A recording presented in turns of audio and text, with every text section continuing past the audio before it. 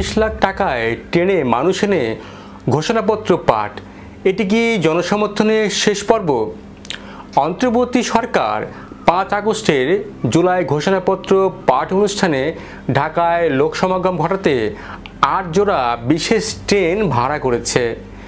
1 বছর আগে যাদের ডাকে ঢাকার রাজপথে লাখ লাখ মানুষ নেমেছিল, আর এখন সেই অন্তর্বর্তী সরকার লোক আনছে ট্রেনে করে, তাও ঢাকার মতো শহরে যেখানে 2.5 কোটি মানুষ বাস করে। প্রশ্ন উঠছে, সরকার কি ঢাকার সাধারণ জনগণের উপর ভরসা রাখতে পারছেন না? চলুন বিশ্লেষণ করি।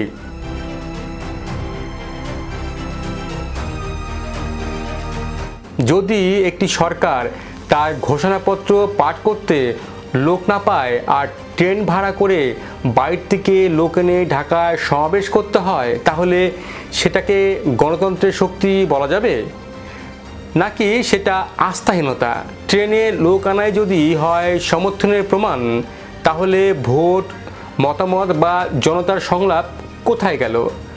জনগণকে আসতে বাধ্য করতে হয় এমন কোনো ঘোষণাপত্র কি সত্যি গণ অভ্যুত্থানের প্রতীক হতে পারে? আমরা কি তবে এমন এক সময়ে এসে দাঁড়িয়েছি যেখানে জনগণের সরকার নিজেই নিজের নাগরিকদের কাছে অনাহুত হয়ে উঠছে? এটাই কি সেই প্রণয়ের শেষ অধ্যায়, যেখানে ক্ষমতা আর জনগণ আলাদা পথে হাঁটে? প্রথমে ঘটনাটি সংক্ষেপে বলি। 5ই আগস্ট রাজধানীর জাতীয় সংসদের সামনে মানিক মিয়া এভিনিউয়ে জুলাই ঘোষণাপত্র পাঠ হবে। প্রধান উপদেষ্টা ডক্টর মোহাম্মদ ইউনূস নিজেই এই ঘোষণাপত্র পাঠ করতে পারেন। এই অনুষ্ঠানকে ঘিরে সারা দেশ থেকে ছাত্র জনতাকে ঢাকায় আনতে সরকার ভাড়া করেছে 8 জোড়া বিশেষ ট্রেন। ট্রেনগুলোর মোট ভাড়া 30,47,000 টাকা, যা বহন করছে মুক্তিযুদ্ধ বিষয়ক মন্ত্রণালয়। রেলওয়ে জানিয়েছে, চট্টগ্রাম, সিলেট, রাজশাহী, রংপুর, দূরের শহর থেকে বড় ট্রেনগুলো আসবে, আর গাজীপুর, নরসিংদী, ফরিদপুরের মতো কাছের জেলা থেকেও বিশেষ ট্রেন ছাড়বে। পুরো আয়োজনটি মূলত দিনে দিনে সম্পূর্ণ করা হয়েছে। রেল মন্ত্রণালয় জানিয়েছে, এই বিশেষ ট্রেনগুলোতে সাধারণ ভাড়ার চেয়েও 30% বেশি আদায় করা হয় এবং সরকারই তা দিয়েছে, মানে জনগণের করের টাকা। এতেই প্রশ্ন আসে, এই টাকা যদি অভ্যুত্থানের আহত যোদ্ধাদের বা ছাত্রছাত্রীদের বৃত্তিতে খরচ করা হতো, তাহলে কি আরও অর্থবহ হতো না? এই টাকা খরচের মাধ্যমে সরকার কাকে সন্তুষ্ট করতে চাইছে? বিদেশি কূটনীতিকদের, নাকি নিজ সমর্থকদের, নাকি নিজেদের মনকে বোঝাতে চাইছে যে না, আমরা এখনও শক্তিশালী? এই ঘটনা একটি সামাজিক অস্বস্তিকেও উস্কে দিচ্ছে। এই ধরনের বাহ্যিক আয়োজন আসলে একটি অনিচ্ছুক সমাজকে কৃত্রিমভাবে চাঙা করে তোলার ব্যর্থ চেষ্টা। এই 8 জোড়া ট্রেনে 6 থেকে 7,000 মানুষ বসার সুযোগ থাকলেও দাঁড়িয়ে যাত্রা করলে সংখ্যাটি আরও দ্বিগুণ বা 3 গুণ হতে পারে। ঢাকায় প্রায় 2.5 কোটি মানুষের বসবাস। যদি মাত্র 5% মানুষ অংশ নিত, তাহলে 10 লাখ ছাড়িয়ে যেত সমাবেশ। তাহলে প্রশ্ন আসে, কেন বাইরের জেলা থেকে ট্রেন ভাড়া করে লোক আনার প্রয়োজন হলো?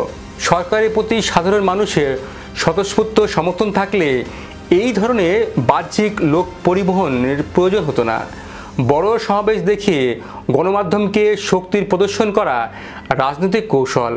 অতীতে আওয়ামী লীগ, বিএনপি, এমনকি জামাতও এই কৌশল ব্যবহার করেছে।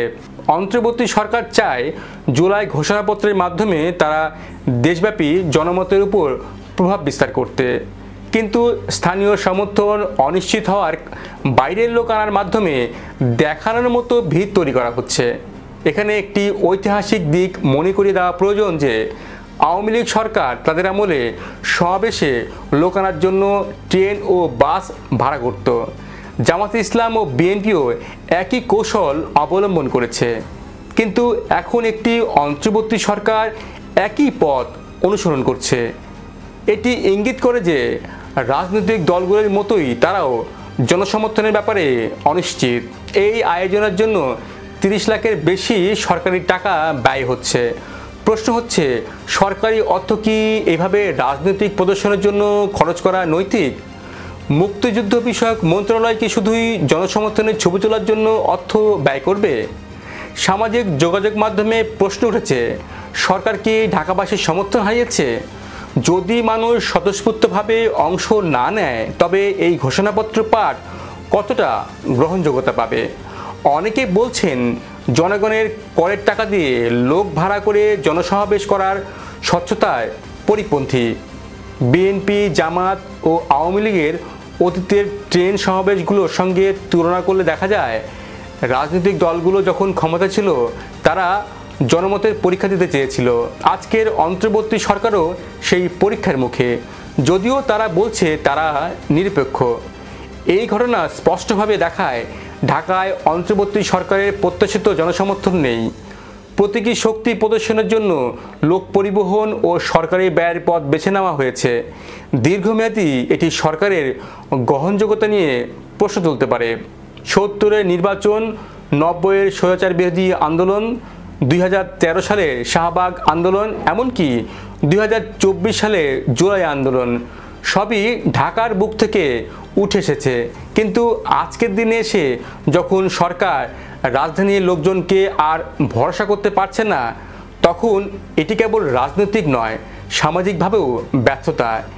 এই ঘটনা আমাদেরকে বলে দেয়, হয় সরকার নিজেই ঢাকাকে এখন বিশ্বাস করতে পারছে না, অথবা ঢাকাবাসী সরকারের সঙ্গে আর একীভূত নয়। যে অভ্যুত্থান হয়েছিল ছাত্রদের আত্মবিশ্বাস আর আত্মপ্রত্যয়ের উপর ভিত্তি করে, সেই শক্তিকে এখন ট্রেনে ভর করে আনা লাগছে কেন? কোনো জাগরণ যদি সত্যি জনগণের ভেতর থেকে আসে, তাহলে সেটার জন্য তো এমন লোক জোগাড় করতে হয় না। এটা বাস্তব জনসমর্থনের চেয়ে দেখানোর ব্যাপারটি বেশি। কথা হলো, জনসমর্থন কখনো ভাড়া করে আনা যায় না। আপনি কি মনে করেন? আর জোড়া টেনে লোক আনা, এটি কি সরকারের জনপ্রিয়তার ঘাটতি বোঝাচ্ছে, নাকি কেবল আয়োজনকে সফল করার জন্য স্বাভাবিক ব্যবস্থা? আপনার এলাকায় কি লোক আনতে বলা হয়েছে? কমেন্টে জানিয়ে দিন। ভিডিওটিতে লাইক দিন, শেয়ার করুন, সম্ভব হলে আমাদের চ্যানেলটি সাবস্ক্রাইব করুন। আর এতক্ষণ আমাদের সঙ্গে থাকার জন্য ধন্যবাদ।